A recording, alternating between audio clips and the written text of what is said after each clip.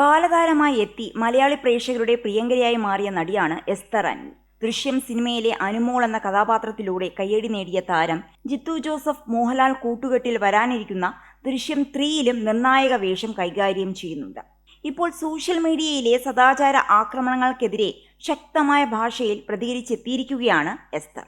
ബാലതാരങ്ങളായി എത്തിയ പെൺകുട്ടികൾ വളർന്ന് നായികമാരാകുമ്പോൾ അവരെ ഹൈപ്പർ സെക്ഷുവലൈസ് ചെയ്യാനുള്ള പ്രവണത മലയാളികൾക്കുണ്ടെന്ന് താരം ഒരു അഭിമുഖത്തിൽ പറഞ്ഞിരുന്നു. ഇതിനു പിന്നാലെ താരത്തെ വിമർശിച്ച് എത്തിയവർക്കാണ് മറുപടിയുമായി എസ്തർ എത്തിയിരിക്കുന്നത്. പെട്ടെന്ന് വളർന്ന് ഞാൻ ലീഡ് റോളിലെത്താൻ പാകമായി എന്ന് സിനിമാക്കാരെ അറിയിക്കാനുള്ള ഒരു ഹൈപ്പർ സെക്ഷൽ ഷോ ഓഫ് മലയാളത്തിലെ ചില ബാലതാരങ്ങളിലും കാണാറുണ്ട് എന്നായിരുന്നു ഒരാളുടെ കമന്റ്. ഇതിനെ പിന്തുണച്ച് മറ്റൊരു വ്യക്തിയും പ്രതികരിച്ചു. അതേ സിനിമകൾ കിട്ടാൻ വേണ്ടി ഞാൻ നായികയാവാനുള്ള പ്രായമെത്തി എന്ന് കാണിക്കാൻ വേണ്ടി അല്പവസ്ത്രവും ശരീരഭംഗിയുമൊക്കെ കാണിച്ച് പോസ്റ്റ് ചെയ്ത് അവരെപ്പറ്റി ആരെങ്കിലും എന്തെങ്കിലും പറയുമ്പോൾ കുറ്റം മുഴുവനും പറയുന്നവരുടെ മുകളിലാക്കും എന്നായിരുന്നു മറ്റൊരു കമന്റ്. ഈ പ്രതികരണങ്ങൾക്കാണ് താരത്തിന്റെ മറുപടി. തുണി ഉരിയുന്നത് സിനിമയിൽ റോൾ കിട്ടാനാണെന്ന ഈ അസംബന്ധം നമുക്കൊന്ന് അവസാനിപ്പിച്ചുകൂടെ?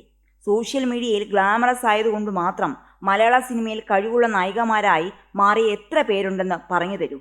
ഒരാൾ പോലുമില്ല. ഇനി ആരെങ്കിലും അങ്ങനെ ചെയ്താലും അതിൽ മറ്റുള്ളവർക്ക് എന്താണ് കാര്യം? മലയാള സിനിമ എന്നും നിലനിൽക്കുന്നത് കലാകാരന്മാരുടെ കഴിവിൻ്റെയും മികവിൻ്റെയും കരുത്തിലാണ്, അല്ലാതെ വെറും വസ്ത്രധാരണത്തിലോ നഗ്നതാ പ്രദർശനത്തിനോ അല്ല. ചിലർക്ക് സ്വന്തമായൊരു ജീവിതമില്ല എന്നതാണ് സത്യം. സഹോദര, എന്താണ് നിങ്ങൾക്ക് ഇത്ര പ്രശ്നം?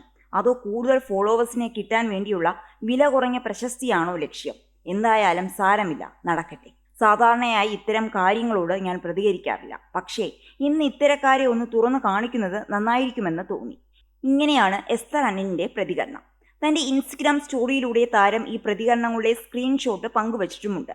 സിനിമയിലെ മാറ്റങ്ങളെക്കുറിച്ചും വളർന്നു വരുന്ന നടിമാർ നേരിടുന്ന ബോഡി ഷെയ്മിങ്ങിനെക്കുറിച്ചും എസ്തർ മുൻപും തുറന്ന് സംസാരിച്ചിട്ടുണ്ട്. അതേസമയം രാജ്യമെമ്പാടുമുള്ള സിനിമാ പ്രേമികൾ ആകാംക്ഷയോടെ കാത്തിരിക്കുന്ന ചിത്രമാണ് ദൃശ്യം 3. ജോർജ് കുട്ടിയും കുടുംബവും വീണ്ടും വെള്ളിത്തിരയിലെത്തുമ്പോൾ ഇത്തവണ കഥയിൽ എന്ത് ട്വിസ്റ്റായിരിക്കും ഒളിപ്പിച്ചു വച്ചിരിക്കുന്നത് എന്നതാണ് ആരാധകരുടെ പ്രധാന ആകാംക്ഷ.